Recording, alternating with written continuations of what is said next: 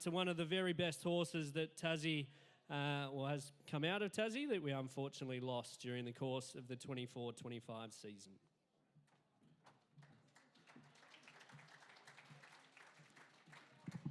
Thank you, Matt. I know we've had a bit of a football theme throughout the night and people have been talking about the preliminary final. And Snapper's very interested in what's happening. And Matt, I'd like you to know that Hawthorn will win tonight. Mind you, I also said Kahlua Falls won the Devonport Cup.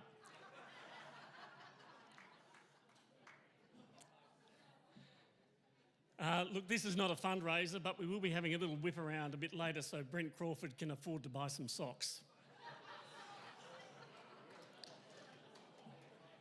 I guess we all remember where we were when the second last race on Launceston Cup Day was run. I'll certainly never forget it. The dark cloud that loomed across the course after the little champ, the Inevitable, had that horrible mishap. But tonight we're not here to dwell on that. We're here to celebrate the Inevitable, or Veggie as he was known, the people's horse who gave us so much joy. He was purchased by Dave Brunton for $100,000 in Adelaide. At first it was a bit of a struggle to syndicate the horse. At that stage he looked more like a pony.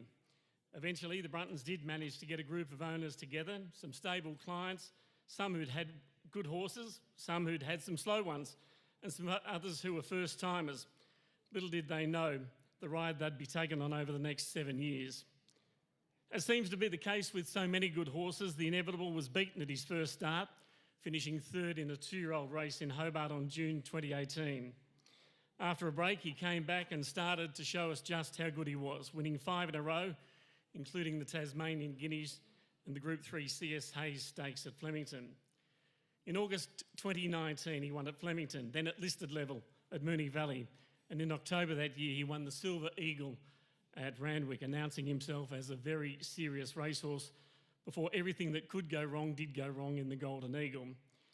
The Inevitable spent a fair chunk of his career sidelined through injury, but each time he'd come back bigger and better. He was small in stature but big in heart. In December 2021, he won the first of his 3 conquering stakes. We didn't really see him for almost a year. Then the next summer, he made a clean sweep of our major races, starting with the Goodwood, then the Newmarket, the Conquering again, the Thomas Lyons, the Hell of a Streak Stakes, before a gallant third in the All-Star Mile at Moonee Valley. He won his 3rd Conquering in December last year, followed by the Tasmanian Stakes, and that was to be his final victory. The Inevitable gave me some of my most cherished moments in the broadcast box. There's something special about calling a horse like him, knowing no matter where he is in the race, he's always a winning chance. I rarely like to preempt a race call, but after his win in the Newmarket in 2022, I was a bit flat. I thought the call wasn't befitting of the little champ. The next week, I was calling Hobart Greyhounds in between races. I sat there and thought, can I come up with a good line? In between races that night, I started Googling words beginning with IN. I wrote down about 30, eventually selecting incredible and invincible. Now, in trying to preempt a call, everything has to go right. The horse has to win, he has to win by a margin, and you have to deliver the line perfectly. Luckily for me, it all fell into place. Some of the owners loved it so much they got T-shirts made with he's incredible, he's invincible, he's the Inevitable. He was twice the Tasmanian Horse of the Year, sharing the title with the Great Mystic Journey in 2020 and then an outright win in 2023. His record stands at 44 starts, 18 wins, 8 placings and just on 2.17 million in prize money. And as we celebrate the little champ, let's take a look back at some of those fabulous wins.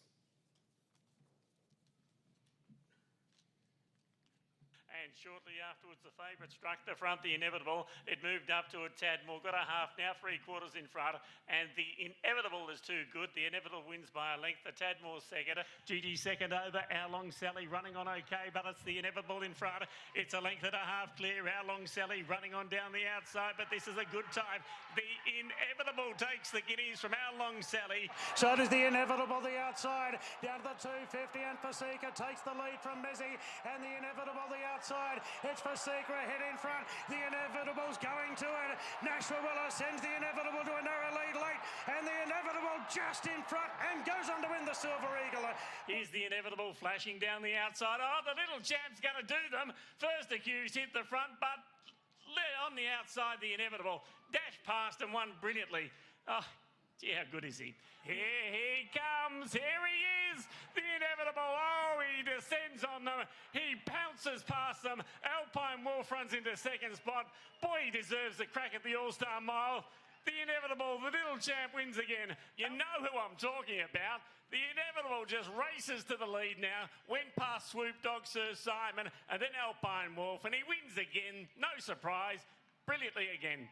The Inevitable by 2 lengths. The Inevitable trying to pick him up first. Accused fights back. Here he is. The little champ will get there again, as he does just about always. And it was always a pair further back than I wanted to be in a very slow run race, and an average horse wouldn't have been able to overcome it, but he's shown time and time again he's well above average. Ladies and gentlemen, put your hands together for the Inevitable, and thank you very much, Colin McNiff, for a magnificent tribute. It's a great way to segue into our Horse of the Year awards, and we'll start with the Tasmanian Turf Club 2-Year-Old of the Year. Our 3 contenders for each of these awards in alphabetical order. The first is Crack the Shutters, a filly by Alpine Eagle from Aimless, trained by Stu Gandy. She had 3 starts last season, winning a maiden and placing in both the Elwick Stakes and Gold Sovereign at listed level. Sanaya is a filly by Stratosphere from Lady Rider.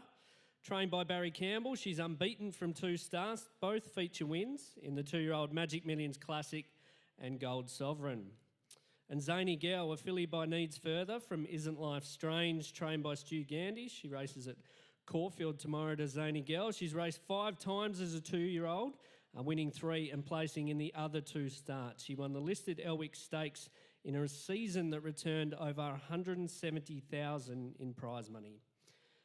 We'll have a look at some highlights of those 3 horses. And as we do that, to present the award is the chairwoman of the Tasmanian Turf Club, Alison Archer.